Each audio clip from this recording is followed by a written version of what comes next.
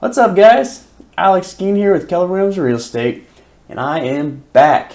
It's been a few weeks, but I'm back here, ready to make you guys this video. And this week, we're going to be going over 6 simple steps to becoming a homeowner.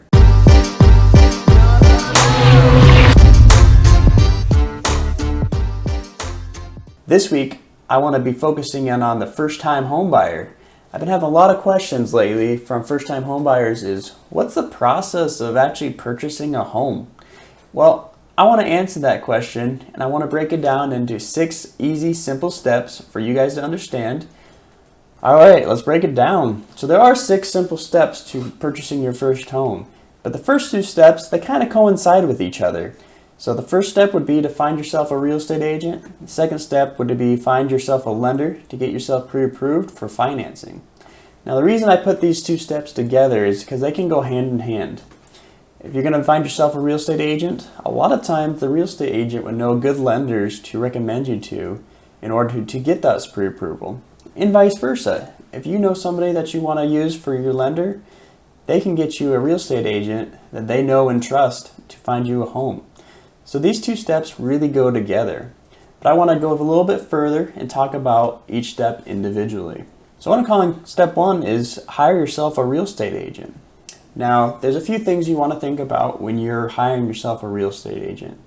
The first thing, if you've never done this process, you want to find yourself a real estate agent that, as Dave Ramsey would say, has a heart of a teacher.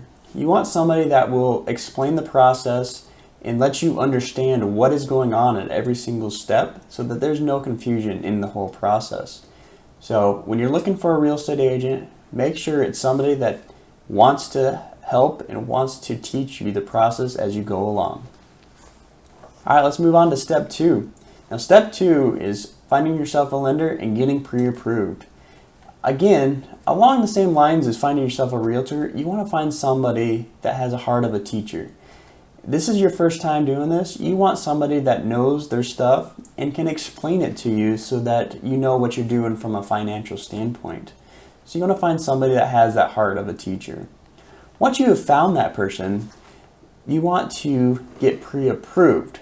The reason I emphasize this is because there's a difference between pre-approval and pre-qualification. Pre-approval, you have to go through an application process where the lenders will be looking at your financial situations and letting you know if they can or cannot approve financing for you.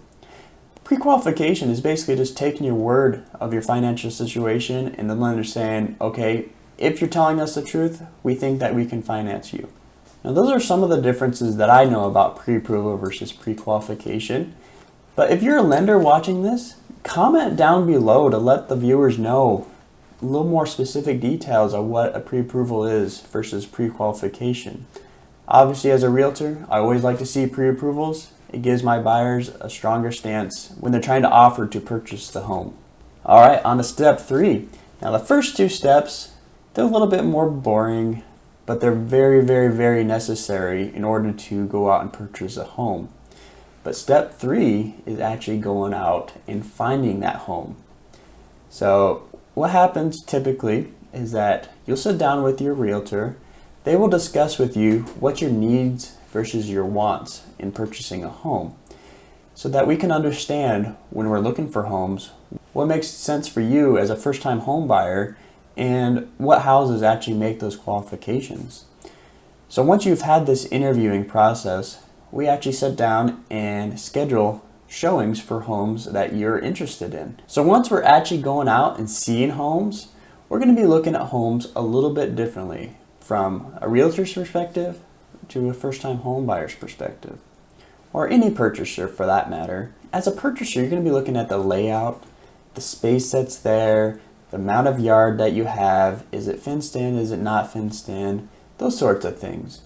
Now your realtor is going to be looking at those things as well, but a really good realtor is also going to be looking at how does the home compare to other homes that are in the market or in that neighborhood, what could the potential resale value of the home be, and any big ticket items that may pop up. Now as a realtor, we are not experts in structural engineering or HVAC systems or anything like that. But we do have the opportunity to look at a lot of different homes, so we might notice a few things that may not be as obvious to a new first-time home buyer.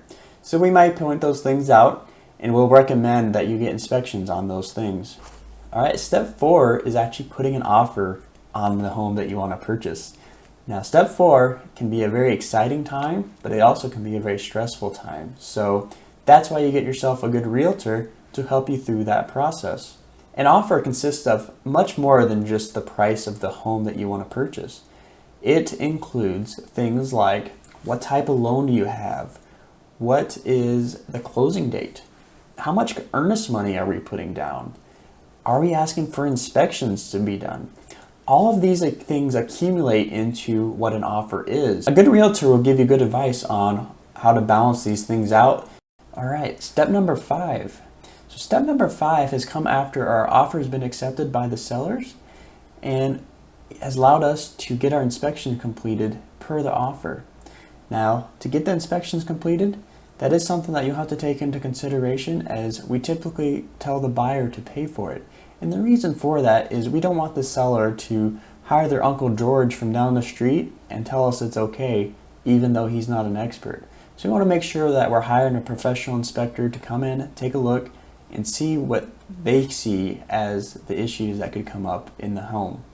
All right, we're on step number 6. Step number 6 is closing. So closing is probably the most exciting part besides putting an offer in on a home. The first part of closing is the pre-close. In the pre-close is when we go and schedule our final walkthrough. Our final walkthrough is a time where we can go and take a look at the home and make sure everything is how we expected it to be, based on the first time we saw it and based on the repairs that we requested, to make sure that the repairs that we requested have been completed as stated. Once the final walkthrough is completed, we're going to be going on to the closing table. The closing table is where you actually become a homeowner. You're going to be bringing your certified funds based on what the lender has told you to bring to the closing table. You're going to be bringing proof of insurance, and you're going to be bringing your valid ID to make sure you are who you say you are. Once you've signed all the paperwork, you've officially become a homeowner, which is super exciting. But the things that you're going to take away from the closing table is a disclosure. The disclosure is going to explain where all the money has gone through the transaction. So what have you paid? What has the sellers paid for if they had to pay for any repairs? And any associated fees with the transaction. It will give you all of this information in a laid out form. You'll also be receiving transfer of a clean title, which officially makes you the homeowner from a legal perspective. And finally, and the most excitingly, you'll be getting your brand new keys to your brand new home, and you've become a homeowner. Now this is a time to celebrate because, like I said, you're a brand new homeowner. It's time to go move on in. All right, well, this is the end of the video. And if you enjoyed what you've seen, or if you learned anything, let me know down below. I can't wait to read your comments. But that's it for now. We'll talk to you later. Signing off. Bye.